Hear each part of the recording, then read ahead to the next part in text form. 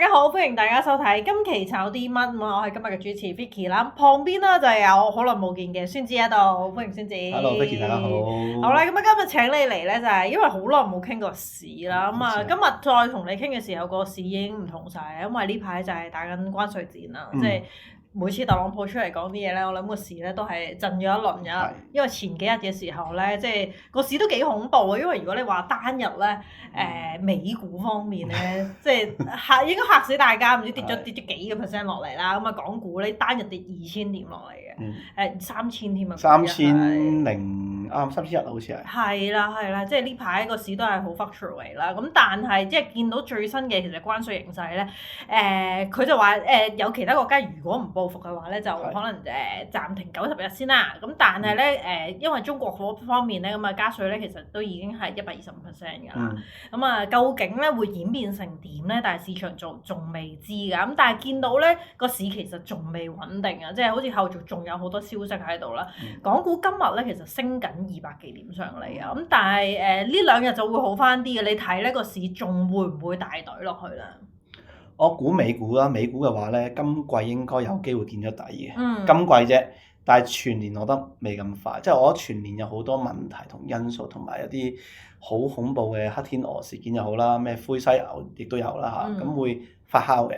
咁我諗美股今年應該未見底，但係今季應該見咗底㗎啦。咁如果今季見咗底嘅話咧，咁除非中美個關稅問題影響得好緊要，如果唔係，理論上應該港股都可能見咗底今季啊。咁所以你話呢個時候再做淡倉係咪好值博咧？美股我覺得更加唔值博，港股就可以買佢。你話唔係真係話坐低傾唔係好啱，又再嚟個瘋狂加嘅話，咁就未必冇可能。但係美股嗰邊我覺得應該個底部可能差唔多。咁但係港股嗰邊但係你話沽咧，我就覺得唔抵嘅，真係唔值嘅。咁話搏反彈得唔得咧？我覺得仲可以，但係要睇下下個禮拜翻嚟講。喂，今日禮拜6日啦，有冇機會即係兩個大佬啊？佢哋話唔係喎，坐低其實大家都係意氣用事啫，冇問題啊，揸翻即係握翻手嚇，做翻好朋友，咁就有機會個市會好翻啲。你都見到今日我哋主席都周圍去唔同地方去做一個採訪，即係叫國訪啦、國事訪問啦。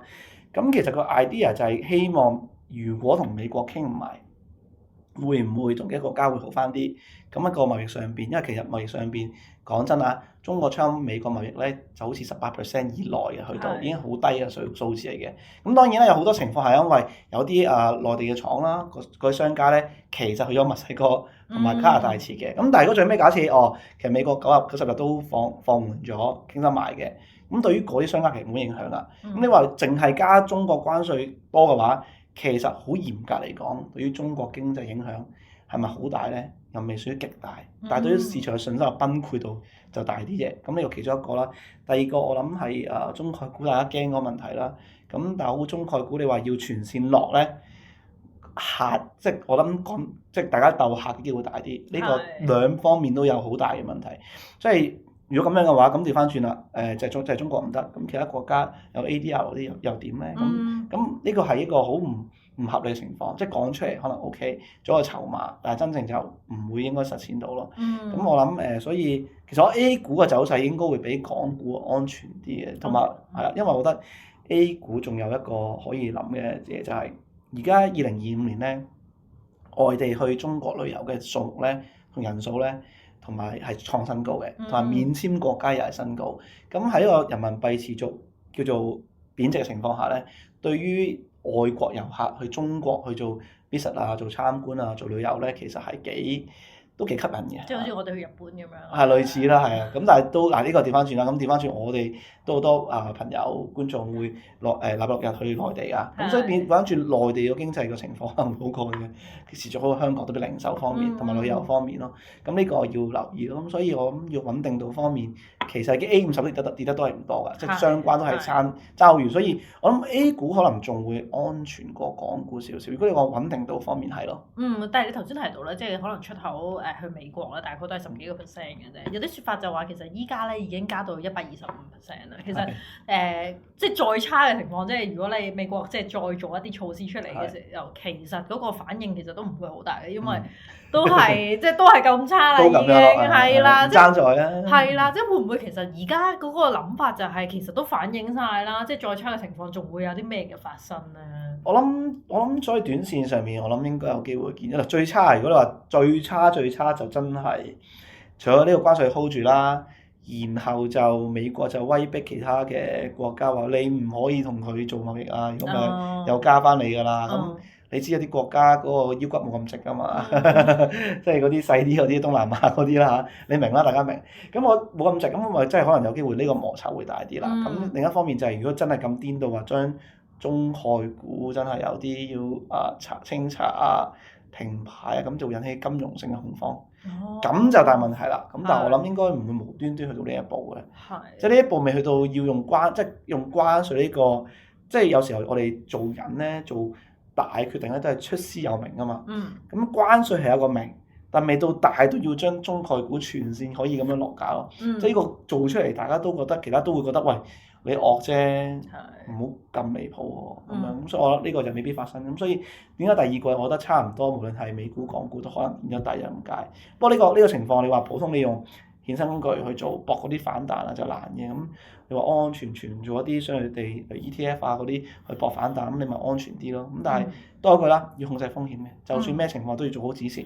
係，但係唔知大家有冇留意啦？因為其實呢幾日咧環球股市咧都係跌啦，即係包括即係我哋見到 list 上邊咧所有嘅大家好出名嘅美股方面嘅一啲 Microsoft 啊、Nvidia 啊，隻都紅到不得了啊！呢個Apple 跌咗2%添啊！其實黃金方面咧，即係近排又跌啦，跟住 Bitcoin 又跌啦。其實有啲估計咧就話喺上個禮拜4、上個禮拜5至到今個禮拜嘅頭3日入邊咧，其實全球股市入邊咧已經蒸發咗大概10萬億美金㗎啦，係啦。但係如果啦，萬一關稅呢件事啦，真係 settle 到啦，真係有啲好消息出嚟咧，美股、港股、A 股，首先留意邊個？我諗第一個 settle 咗一定係美股最好嘅，反而覺得呢個一定係嘅。第二就係如果個國力方面嘅話咧，彈得第二勁咧，即係個 settle 咗就係應該係港股，第三就係 A 股。咁 A 股本身跌嘅幅度又唔多，settle 翻對於佢嘅影響又唔係太大。但係港股本身跌得夠多啊嘛，一 settle 到啊咁即係叫做夾翻個淡倉，咁就有機會上得大啲咯。咁所以應該係美股、港股、A 股嘅。如果美股、港股、A 股幅度上面係咁樣，係啦。係，但係依家市場亦都有憧憬住咧，內地咧會唔會繼續出手救市啦？因為其實呢排我哋都見到，內地都會有啲政策嘅消息出嚟嘅，預測咧有啲分析就話其實嚟緊幾個月啦，咁啊會出多啲寬鬆嘅措施出嚟啦。咁其實 A 股你頭先都話啦，即係 A 股可能冇咁大影響啦。其實 A 股係咪一個短線嚟講博反彈嘅一個機會喺度啦？我諗有機會可以博到反彈嘅。你見到頭先講咗 A50都唔係跌得好多啦。咁其實我想講咧，北50嗰啲直情升咗啲喎，好誇張嗰啲。不過嗰啲我哋好難去 approach 到啊，150。跟住，但係如果你話調翻轉上證啊、深證啊，甚至係創科板，亦都唔係話跌得好勁啊。對於全球嘅股市，咁當然啦，因為佢呢一轉升得冇咁勁啦，跌得冇咁勁。咁但係個穩定度，我覺得其實係我睇翻啲政策同埋嗰個即係我哋嘅領導人去做一啲訪問，我覺得係好咗嘅個感覺，嗰個感覺大家覺得好咗。咁所以我覺得中長線嚟講，其實我覺得 A 股仍然係可以留意下嘅。不過就睇下大家點樣去坐低傾啦，係啦。咁啊短線如果大家咧想博 A 股反彈嘅話咧，亦都可以留意住啦。我哋就7234啦，咁即係博時中國創業板指數每日2倍槓桿嘅 ETF。咁啊呢隻 ETF 咧就係 target 住中國創業板指數嘅，咁啊就係2倍正向嘅槓桿嚟嘅。咁啊入邊咧就係包括大家最熟悉嘅寧德時代啦，咪亦都係最大嘅成分股。咁點解要講呢隻7234咧？咁因為其實中國創業板指數咧如果一反彈嘅話咧，喺 A 股入邊咧，通常咧嗰個彈力咧亦都係最多㗎，咁所以咧如果你係博 A 股反彈嘅話咧，係用槓桿咧嚟做部署咧，都係一個唔錯嘅選擇啦。咁除咗博 A 股反彈之外咧，其實咧近排咧我哋見到咧我哋隻3437咧都多咗 flow 入嘅。咁唔知係咪因為咧其實你睇翻過往市況入邊啦，如果係出現一啲動盪嘅時刻啦，咁包括圖表入邊啦，可能係21啊、22啊、23年咧，即係嗰個港股股市場咧表現唔係咁好嘅時候咧，往往咧高息嘅股份咧，甚至係高息嘅指數咧，亦都係會跑贏大市㗎。咁啊，所以咧3437近排咧亦都見到係多人留意住。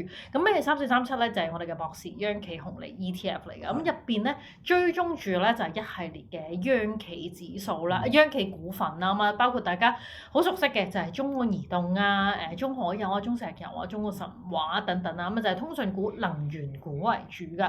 咁呢隻 ETF 啦就係每年咧派2次息啦，咁啊通常咧都係9月份同埋3月份去派㗎。咁其實最新嘅年化率，因為咧隨住個市況回咗落嚟咧，其實呢隻最新嘅年化率咧已經8點幾厘啦。已經係超過即係圖表上面所講近8厘呢個水平啊！咁所以8點幾厘，如果喺呢個市況入邊咧，你覺得會唔會呢隻 ETF 都有一個抗跌力喺度啦？會有嘅，因為一般高息股咧都係防守性大啲。係。咁隨住因為總有啲錢咧喺市場上面要流動嘅，咁有啲錢會又好 aggressive 啦，好進取啦，會換到一啲比較防守嘅股票，咁有機會就會揀翻啲所謂嘅防守型嘅股票。咁國企又有利息高，咁多數都係大家想鍾意嘅一啲防守性股票咯。咁所以佢防守力應該會高啲，咁同埋個利息有8% 啦。咁如果有啲咩事，仲有啲防守就係個息去防守咁樣咯。咁我諗係會有啲資金會特別去留意一啲防守性高啲嘅個股上邊。會唔會係一個即係依家呢個時刻啦，長線部署嘅機會？因為我哋見到好多股份，央企嘅股份亦都係回咗落嚟啊。都可以逐步我諗可以考慮，因為你見到其實央企嘅股份大部分都係一個週期性大啲，即係個股價嘅波幅。咁佢到某啲位置嘅時候要再跌咧，因為佢本身有個資產喺度。同埋個價值喺度，未必會再跌。嗱，呢個就係有時候點解大家可以坐10年坐翻嚟，但係有啲股票坐10年坐唔翻咧。咁坐唔翻嗰啲多數都係題材股，同埋當時會爆炒嘅，可能炒幾廿倍啊、10倍、20倍啊，甚至幾廿倍都有嘅。咁有邊度坐翻嚟咧？就係佢週期，佢係嗰個重資產，但係本身個行業嘅壁壘係比較深啦嚇。即係話，例如我做石油，無端端冇第4間做石油噶嘛，好難噶嘛，因為你冇個牌子都做唔到。咁變咗國企好多時都係呢個特質咯。咁所以如果當佢嘅相對低位嘅時候，做好長線嘅部署，理論上嘅勝率係高嘅。咁但係你就唔好諗住會爆咩5、6倍嗰啲，就唔好咁樣諗咯。即係用一啲穩定收息同埋防守，可能年化去到好長時間有啱啱雙位數嘅。咁呢個咁嘅展望同期望就合理嘅。咁啊，大家如果喺呢一啲市況入邊啦，咁啊想做一啲長線咧穩陣嘅型嘅投資嘅話，亦都可以考慮咧用我哋呢隻3437咧嚟做部署啊。咁啊講完港股啦、A 股同埋美股啦，一定要講埋 Bitcoin 啦，因為大家好期待嘅究竟 Bitcoin 牛市咧，即係依家好似暫時未見到咁樣啦，因為其實即係隨住關稅呢啲消息出嚟咧，比特幣咧一路咧都喺8萬呢啲水平位置去徘徊啦，咁啊最低落到去7萬幾啦，咁但係咧你見到咧，其實佢跌又唔係跌好多喎，因為個市跌到咁嘅時候咧，其實佢都冇穿之前低位，唔係穿好多嘅啫喎。咁其實 Bitcoin 啊，你會覺得如果關稅真係 settle 嘅話，會唔會佢都嗰個彈力都好夠啦？都會。暫時見到係嘅，你見到 Bitcoin 咧今次個下跌有啲特別啦嚇，就係納指又跌咗好多，跌咗10幾20% 啦，咁啊基本上又話仲轉晒熊市咁樣啦。但係 Bitcoin 嘅下跌嘅幅度就相對地低好多。咁有人就話因為關稅問題咧，好多嗰啲 trade 啊或者嗰啲交易嘅貨物同貨幣用翻暗碼底用其他嘢去做，咁啊 Bitcoin 可能加密貨幣其中一個咁樣去講咯。另一方面都可以留意，究竟會唔會其實 Bitcoin 真係可以由一個叫做純風險資產，慢慢因為好多機構啊、大資金啊同埋成熟咗之後，佢變咗做半個有啲避險嘅可能性咧，會唔會咧？呢個係大家值得慢慢研究同拭目以待。咁我諗 Bitcoin 之前我哋講過啦，咁我就睇第一個73000嘅，咁佢啱啱就到咗啦。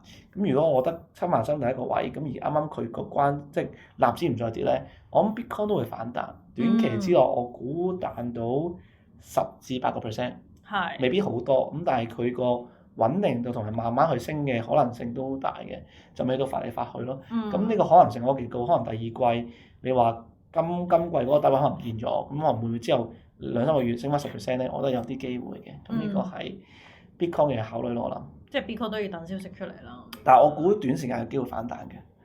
彈到即係我諗佢彈到邊咧？彈到可能 around 係9萬咁樣。92,000到8萬8到9萬啦。OK，係啦，好啊，咁啊期待 Bitcoin 嗰個消息啦。咁啊，以太幣嘅話咧，大家都知道係真係弱啊嘛，你話咗聲啦已經。都講好耐，啲比較弱啊。係啊，即係我諗相信隨住 Bitcoin 嘅反彈嘅話，其實以太幣都會有啲彈力嘅。係啦，都會跑翻上去嘅。咁啊，最新大家都可以留意翻啦，因為 Hashkey 最新喺香港咧亦都獲得牌照啦，獲得呢個質押嘅批准啦。咁啊，期待更加多嘅消息咧會去出嚟啦。如果啦，大家咧亦都想做一個 Bitcoin 咧同埋以太幣嘅部署咧，亦都可以考慮翻啦，用 ETF 嚟做部署啦。咁我哋咧有一隻博時 Hashkey 比特幣現貨 ETF 咧就係3008啦，另外咧就係追蹤住以太幣嘅 ETF 咧就係3009啊，就係博時 Hashkey 以太幣現貨 ETF 啦。咁啊兩隻 ETF 咧其實亦都係近乎咧去 copy 住啦 Bitcoin 同埋以太幣嘅走勢，咁所以唔驚咧，即係有追蹤誤差呢啲咁大嘅問題 concern 喺度啊。咁所以咧大家亦都可以留意翻啦以上嘅產品啦。咁啊今日咧亦都唔該晒啦孫智啦同我哋嘅分享啦。咁我哋今日嘅節目時間咧就差唔多啦，我哋下次再見啦，拜拜。拜拜。